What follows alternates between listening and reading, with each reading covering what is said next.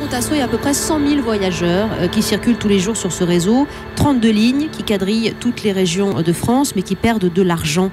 Je le disais, quasiment 400 millions d'euros par an. Une entreprise, on est d'accord, ne peut pas s'en satisfaire.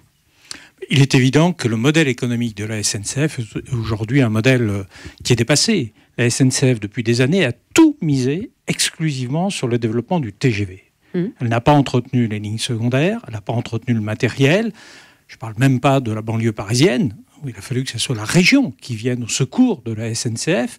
Et d'ailleurs, en province, il y a déjà beaucoup de régions qui viennent au secours de la SNCF.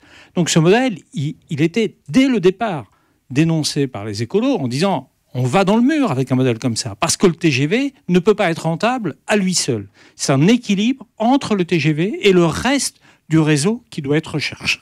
Alors, on a fait du TGV l'enfant chéri de la SNCF, très bien. Les lignes TER, les régions ont été aussi enchéries, ont été soutenues. En revanche, vous dites clairement que les lignes intercités ont fait... Mais on n'a rien fait office pour de elles. vilain petit canard. On n'a rien fait pour elles. En plus, on n'arrête pas de dire, j'ai entendu M. Macron dans sa loi, il faut développer l'autocar. On oublie une chose, c'est qui paye au bout du compte. Car lorsqu'un autocar roule, les usagers payent le car, mais tous les contribuables payent l'entretien des routes, ce qui n'est pas le cas pour la SNCF. Seuls les usagers paient l'entretien des voies ferrées.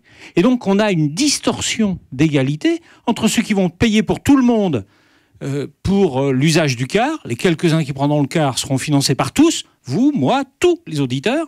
Et en revanche, ceux qui paient le train doivent payer plein pot. Il y a quand même quelque chose qui colle pas bien.